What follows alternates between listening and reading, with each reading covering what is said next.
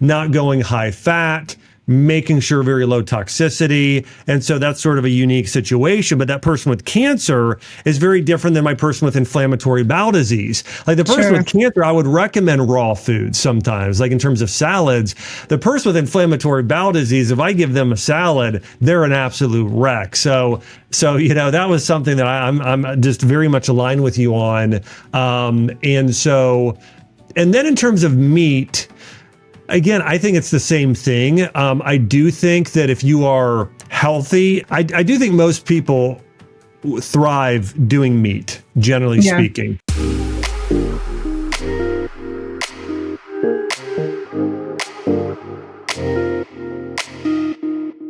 Hey everyone, Dr. Josh Axe here, and welcome to the Ancient Health Podcast. On today's episode, I'm going to be interviewing Elizabeth Stein. In fact, on my way down or on my way up here to record this morning, my wife was eating some of the incredible food that she has formulated, which we'll talk a little bit today as well. But Elizabeth studied holistic nutrition, and she launched a brand called Purely Elizabeth, which you would find in health food stores and places like Whole Foods Market and Sprouts. It's all over the country.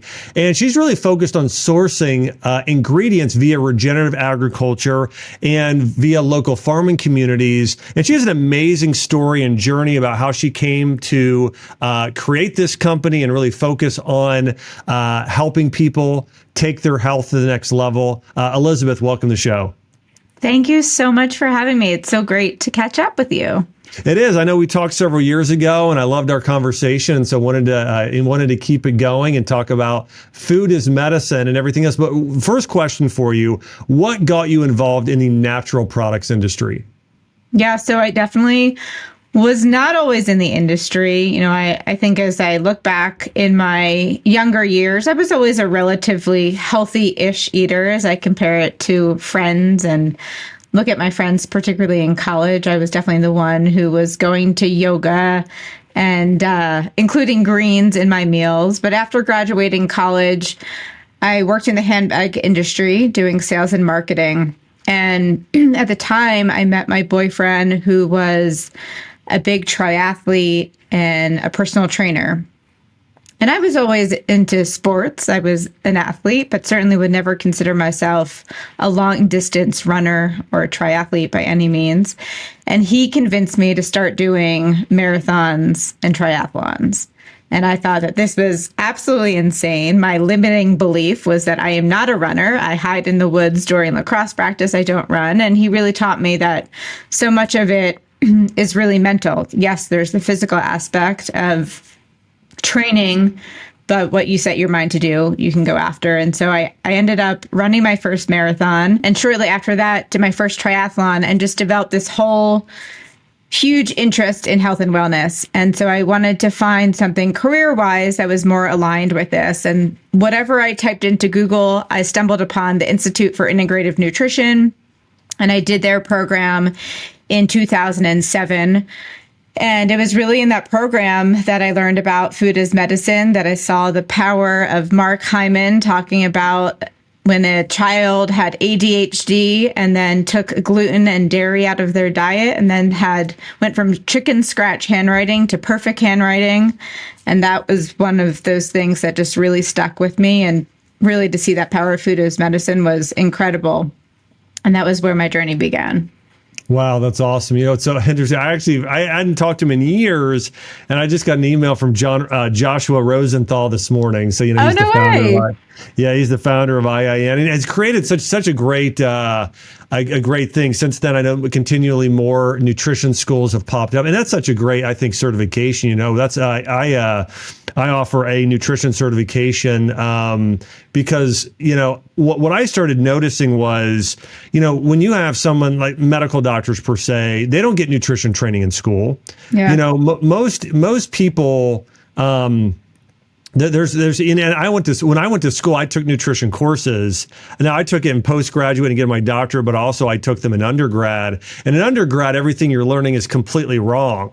And completely. Yeah. So, I mean, really getting a good nutritional education from a certification from a school like that is such a great thing to do, and I think you're going to people learn more there than they would via, even if you're taking a college course, oftentimes. And so that's really, really great. I'm continuing to see more people sort of skip.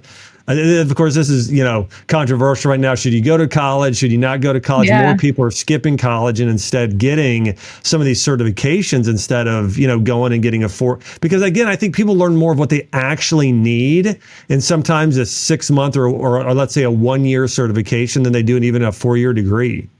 Yeah. I mean, I think certainly if you know what it is that you are interested in going after, then really being able to hone in on what's right for you. Because in the case of nutrition, so many of those typical RD tracks are so geared to here's the USDA food pyramid and not really in this more holistic food as medicine, functional medicine mindset.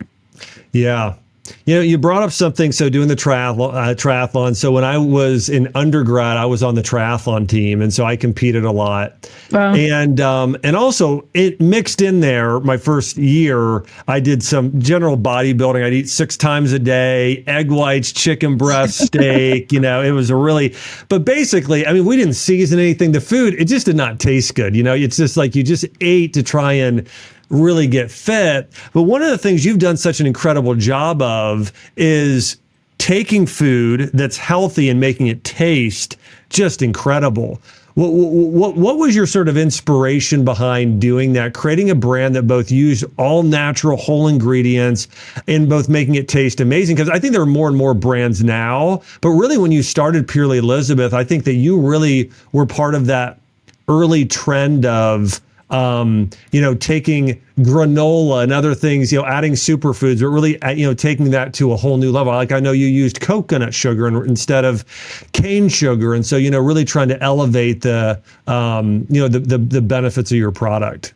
Yeah. Well, it definitely was what I was exposed to. So I did the program in 2007. And as I started to work with clients and selfishly for myself, I started eating gluten-free. I felt much better with that, taking gluten out of my diet. And when it came time to recommend products for my clients to buy at the local health food store, there wasn't anything that was great. There was either the sacrifice of bad ingredients, which in the case of gluten-free, it was really, potato starch, white rice flour, cane sugar. So just loaded with unhealthy ingredients. And yet at the same time in the nutrition program, I was learning about these unknown superfood ingredients, chia seeds, quinoa, coconut oil, coconut sugar, ingredients that at that time were not being used at all at products. Maybe you could find them at the bottom of the shelf at the local co-op, but they certainly weren't being incorporated into a packaged food. And then at the same time, what was on the shelf and maybe it had bad ingredients, but it also didn't taste great. And as I start to work with clients, and as the number one thing to get people to really stick to eating better is it has to taste great. And so it really felt like there was this opportunity to tap into both these great ingredients I was learning about, matching that with culinary taste and really elevating what was on the shelf. And ultimately, I didn't sit down and write a business plan and say, here's the white space opportunity. Granola is a $10 million category. Really, I went to a local triathlon to promote my nutrition practice and to try to get clients. And the night before the race, on a whim, I decided to make a batch of blueberry muffins to entice people to come and chat with me at my booth and get a free food sample and have them linger a little bit longer. And really ended up only getting, 1 or 2 people who wanted to sign up for holistic health counseling, which if you think about it, it was 2008. It wasn't, the sexiest thing to be talking about. And more people just wanted to know where they could buy the muffins. And really that was the aha moment where I saw the reaction of people tasting this delicious but healthy food and really having this kind of wow moment of, I didn't realize that healthy food could taste so good. And so I left that race really pivoting what I was doing and went went home and, scratched my head for a couple of months of, I don't know how to start a CPG brand. How do I start this? And ultimately I thought, well, I'll give this a shot and this will just be a side hustle. And I went back to that race a year later, thinking it would just, I'd sell it to clients and friends and family, again, not putting together the business plan. And I sold out at the race. And then a couple days later was contacted by Daily Candy, which back in the day was sort of the website for the latest products, trends, kind of cool things in the world. And they featured the muffin mixes and within a couple hours had thousands and thousands of orders. And so that was truly how it started. That's amazing. Well, we got started about the same time. I want to say I started seeing patients in '07. And during that time, I mean, things have really changed. When I think about natural medicine, I used to have to, when I taught workshops my first year, had to sort of give disclaimers and kind of, I don't know how to say this, kind of prove that natural medicine and nutrition was actually, an important thing to consider when it came to your health. Yeah. And now, there are so many more people in mainstream talking about nutrition and holistic medicine. I mean, it's of course come a really long way. One of the things you mentioned, and this is one of the things I discovered as well, is that, oftentimes people have this sort of this relationship with food, or this sort of perception of food that if it's going to be healthy, it can't taste good.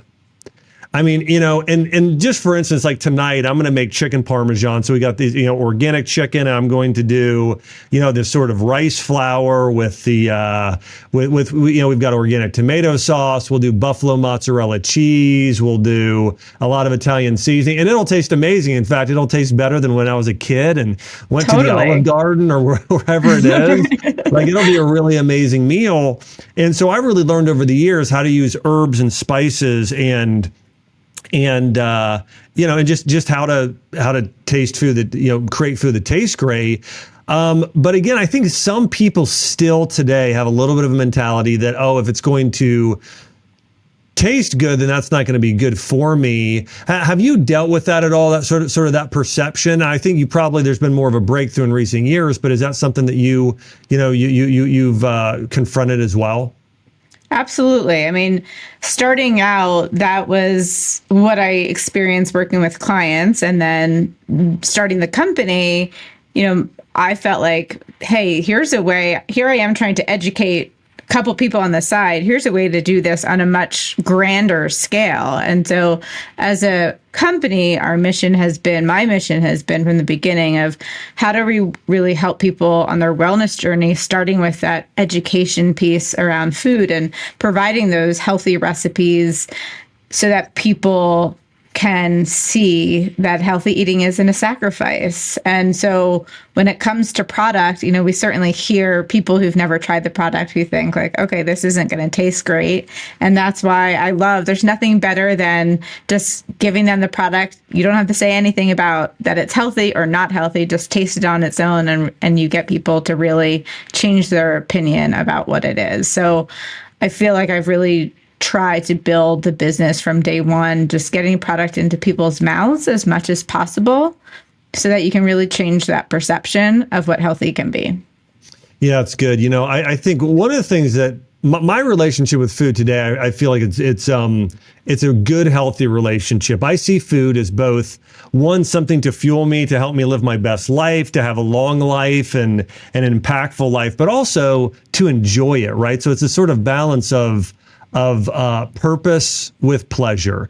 And so there's certain things I don't eat a lot of because I know it's not going to, allow my health to be where I want it to be. But there are also some things I love that, again, I know are also really good for me. My point there is that I think there's a lot of people today who eat, and they're eating because to sort of numb out pain. It's a sort of emotional eating that happens a lot today. Like a lot of times, people's eating habits are almost like it's abusive in a way. It's like I'm eating this food, I'm abusing this food in a way. It's abusing me back.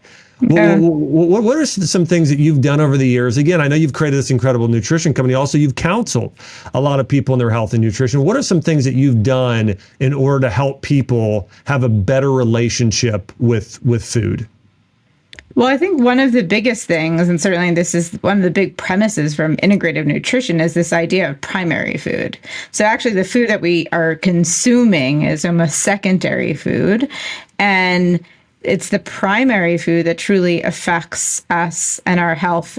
And that primary food, meaning our happiness at work, our relationships, our spirituality, our exercise, our home environment. It's all those other factors that come into our life daily that is affecting those moments of, am I eating this because I'm feeling sad, depressed, etc. And so really taking a notice of what else is happening in my life, taking inventory of, am I happy at work? And most of the time is the answers of, emotionally eating, is there some other area in your life where you're not feeling as fulfilled or happy as you could be? And so I think really always starting with taking that inventory. And sometimes it's we're living on autopilot that we don't even realize for so many of us. And so starting with kind of that checklist of,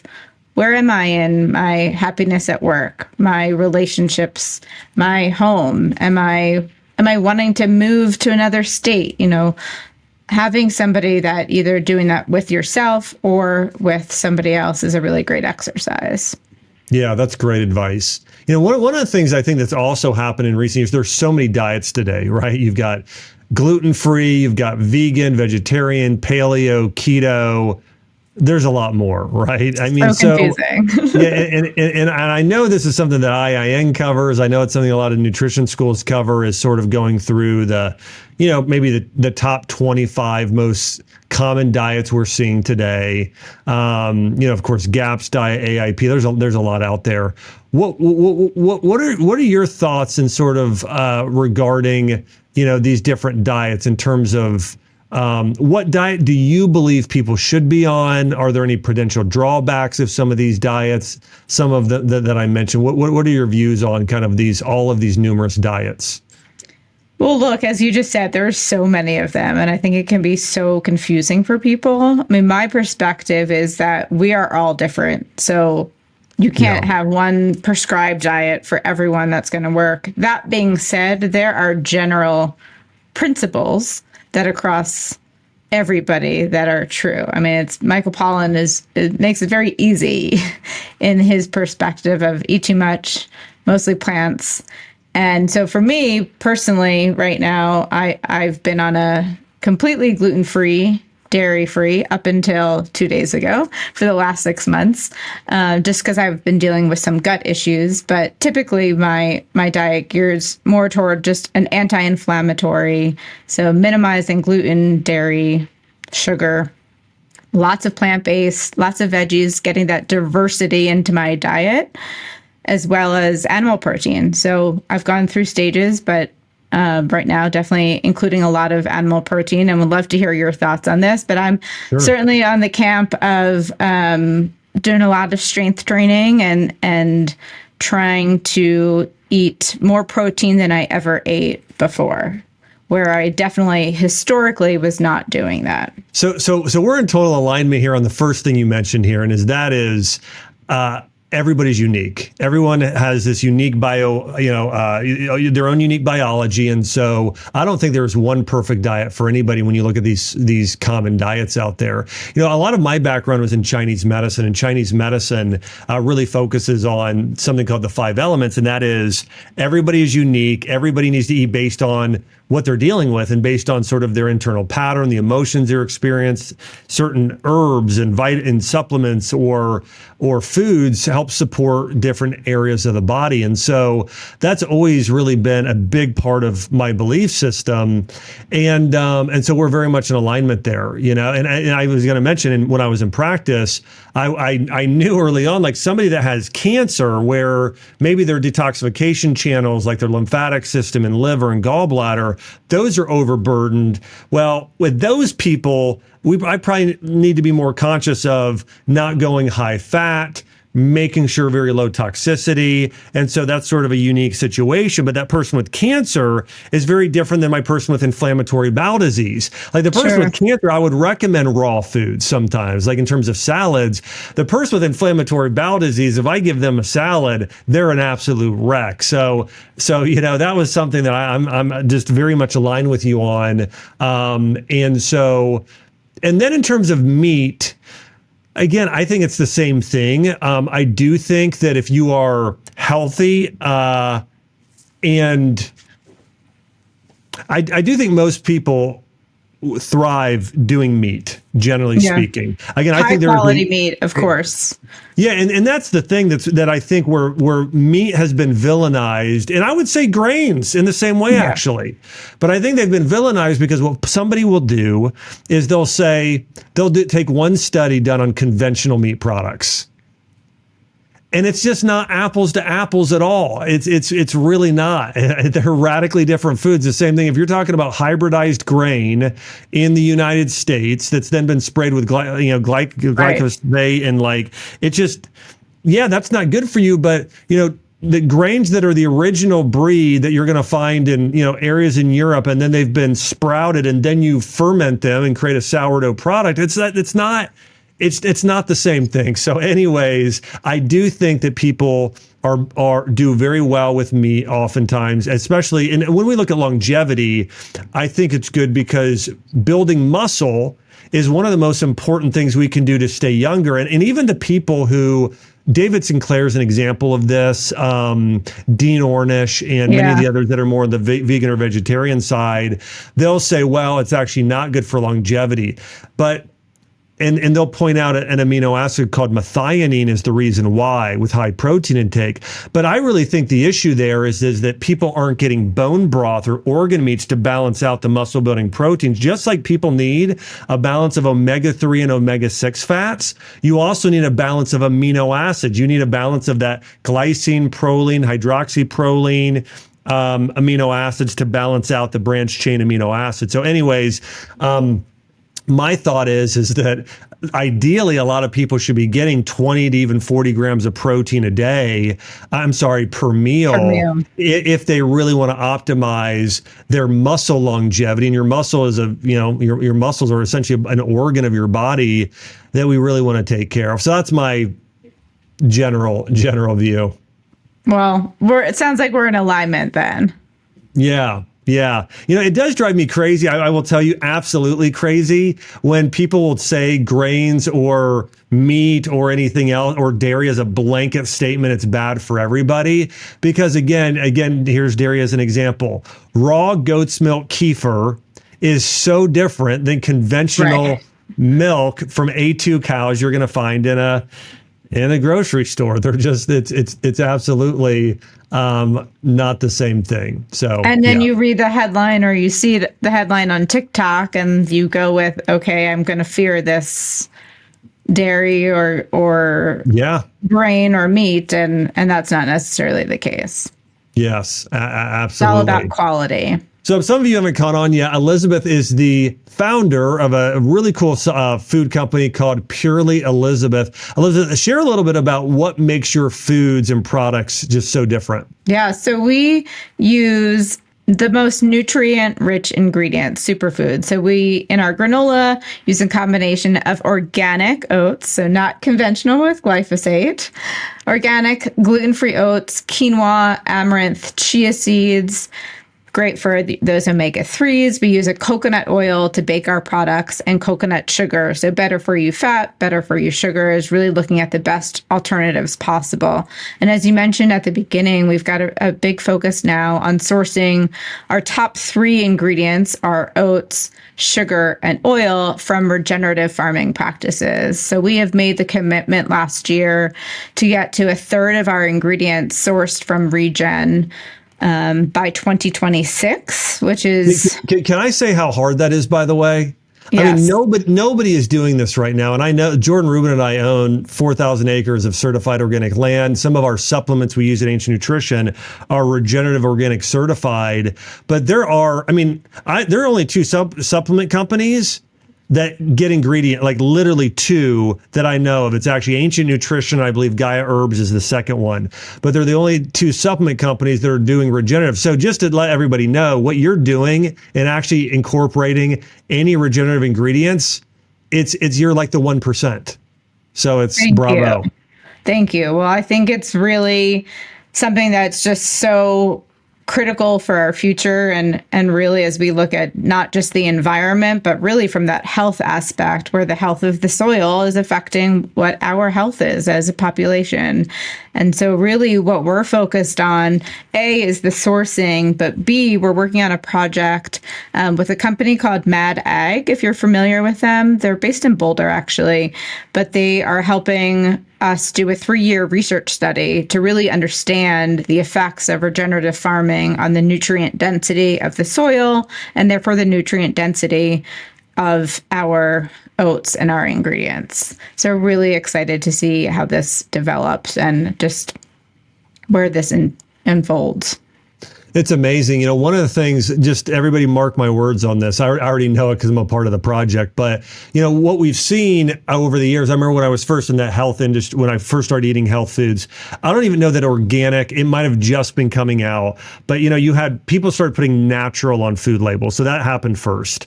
And anybody could make that up. There's no real certification or substantiation around that. And then the certified organic came out, and other certifications like non-GMO and others.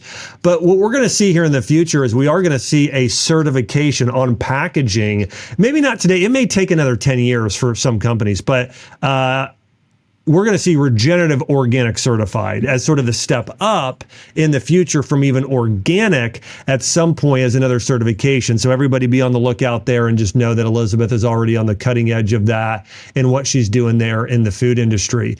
You know, one of the things I wanted to ask you about, and I'll just kind of give an example of this for myself, is that when I was in college and starting to focus on eating healthy, a lot healthier. Now, I didn't know what I know now, not even close, but I knew that I didn't drink soda. I didn't, eat candy bars. Same. Yeah, any of that stuff. But I heard somebody once say you should take it's okay if you take a vacation day. So what I did in college was I ate kind of really, really healthy, Sunday through Friday. And then Saturdays, I took the day off. Okay. And I would eat, and I wasn't intentionally going out, but typically it was like lunch and dinner. I kind of ate whatever I wanted or something like that.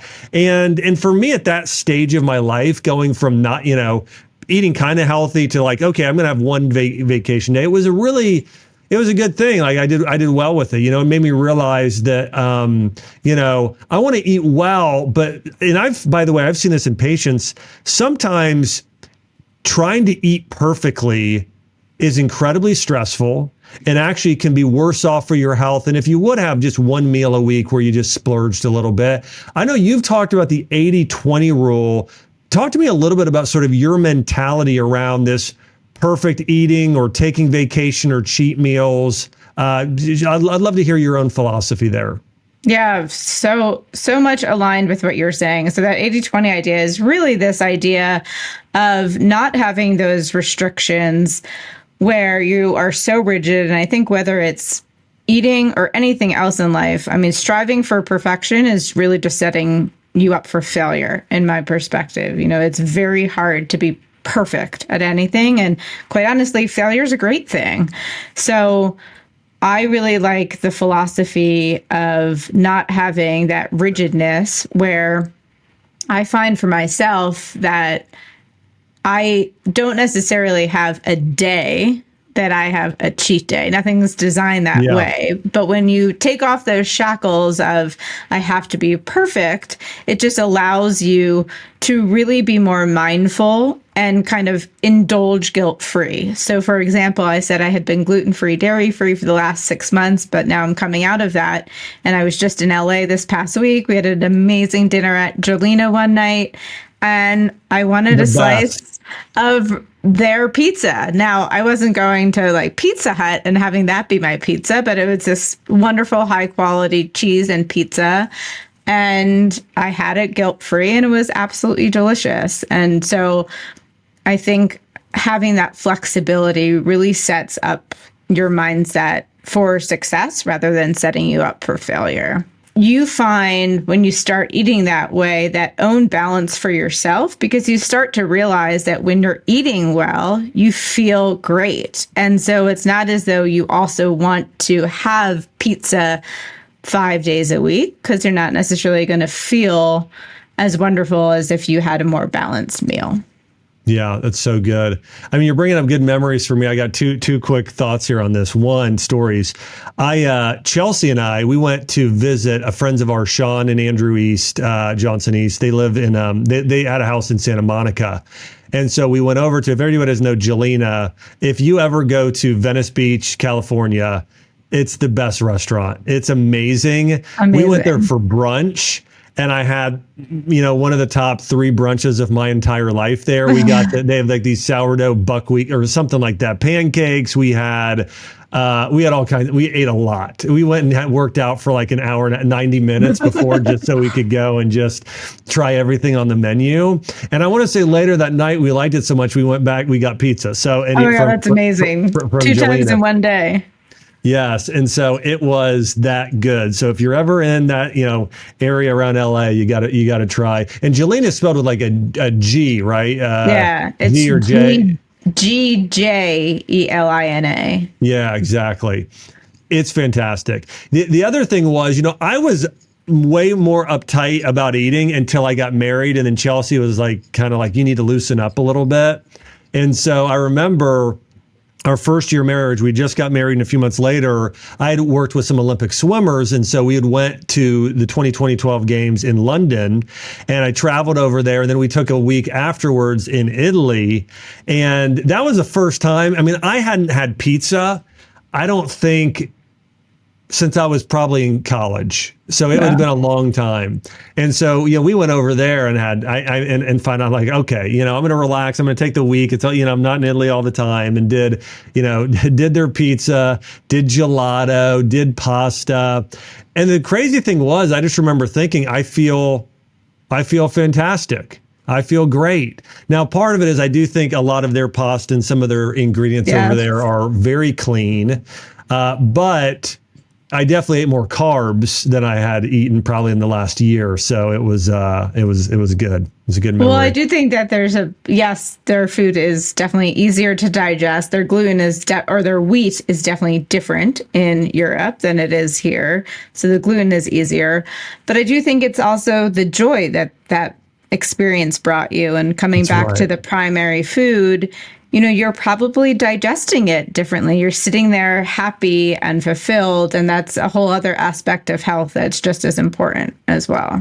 It's so true. I mean, when you go over to Europe, it's like the meals are 3 hours, or at least the dinners are. I mean, you're there a long time. You're laughing, you're relaxing, and it is so different. There are actually very few health professionals, myself included, that probably talk about that enough. I know that there have been points in my career when I was really focused even more primarily on people's overcoming leaky gut syndrome, which I still focus on quite a bit, not as much, but the importance of chewing, the importance of taking your time. And when you're on a screen and eating quickly, you're probably creating, at least from a salivary standpoint in your mouth. I mean, anyways, it's a lot less. It's a lot less. And so I think it's so important that we're relaxed when we're eating, we're taking our time. And that's a big part of our the digestive process, and also the thought kind of around joy and laughter and deep conversation and what's sort of happening there for your health. I remember my first year of practice, I had a patient come in and they had inflammatory bowel disease. And if they would eat gluten, it would just set them off. I mean, if they had any gluten at all, it was just, they were wrecked for a few days. And I remember one time they came in and they were just a wreck. And I remember saying, hey, did you have gluten? And they're like, no, I'm having some like relationship, issues. But just like they ate a piece of gluten or whatever it was, a piece of pizza that was just, traditional, conventional pizza, emotional stress would wreck their system in the same way. But I'd like for everybody to think about sort of the opposite and the positive. Like if you are laughing and upbeat and having a good meal and just in a relaxed state, the healing is amplified. Your digestive system is amplified, and you can maybe eat things that sometimes normally you wouldn't. So anyway, that's such a good point there that you brought up. I've even seen that. I haven't been wearing my levels in a while, but last year I was very focused on wearing levels and looking at everything I was eating. And I even noticed that when I was stressed of those numbers of my glucose spike happening when I'd be in a very stressful situation versus, sitting back and being joyful. So not even if you have an issue with your gut, but just from a pure stress level on your insulin levels and how that affects us. Here's another, because I had the exact same patch. I wore that's a continuous blood glucose monitor for everyone here, and it's measuring your insulin. And can I tell you some other things that did the same for me that caused it to jump? Yeah, driving. I'm not even driving stressfully. I was driving around Puerto Rico. It's not that. I mean, well, it is. It could be stressful. I think it was more stressful than you thought. but just driving. I mean, it was up to like that. And another one was, being on a screen, on your phone, just constantly. It wasn't as much of a spike, but it was a little higher too. So being in that state of just doing nothing when you're eating, looking out the window, talking to a family member or friend, it's what you want to be doing when you're eating. Chew a lot and take your time. And walking, well, that's another thing. When you go to Europe, you're walking miles. I remember every meal, everywhere we went, we walked, miles and miles a day. And there's in Chinese medicine, they say, what is that thing? It's anyways, rather than an apple a day keeps the doctor away, it's like 10,000 steps a day keeps the doctor away. But yeah, very true. And eating after you're walking to bring your blood sugar down. Yes, so good. Well, Elizabeth, any last just thoughts for anybody here about your best advice for people? Again, we're living in a world today. There's so many opinions. There are so many different products out there. What are some things people can do? Your advice for people who consciously want to start eating better? I think it's all about taking first steps and all about being 1% better every day. So not really challenging yourself to have this lofty goal that seems very overwhelming, but I like to think about that from both personally and professionally is really like how I like to live my life. When I did that very first marathon, it was definitely not, I'm going to go out and run 26 miles, but I'm going to run 1 mile to start. And that was how it all began. And starting the business, I didn't know very much at all, but it was those small incremental steps that now 15 years later has gotten us where we are today. It just adds up. And some ways you can do that too. Keep educating yourself, reading articles, reading books, watching podcasts, YouTube videos, these educational things. I mean, that's one of the things I think that's helped me the most is I'm just a regular learner. And so just on a regular basis, like if I'm watching videos, I'm watching something like this, or anytime I'm working out, I'm listening to these sort of podcasts. And so over time, you do this for 10 years, all of a sudden, so much. So you just naturally, subconsciously start doing things in a healthier manner. And so it's that law of sort of compounding interest. It just sort of adds up over time. It's great advice. I want to encourage everybody to check out some Elizabeth's products. The company is called Purely Elizabeth. And part of the mindset there is pure eating, clean eating is something that Elizabeth has been on the forefront of. And also just want to applaud Elizabeth on her commitment to regenerative agriculture. 30% of the ingredients in her products are from regenerative, are part of the, are from regenerative agriculture based farms. Also, she's got a podcast called the Live Purely podcast that I think y'all would enjoy as well. Elizabeth, thanks so much for coming on and sharing your wisdom with us today. And thank you everyone for tuning in to the Ancient Health Podcast. Make sure to subscribe, like, and share, and I'll see you next week.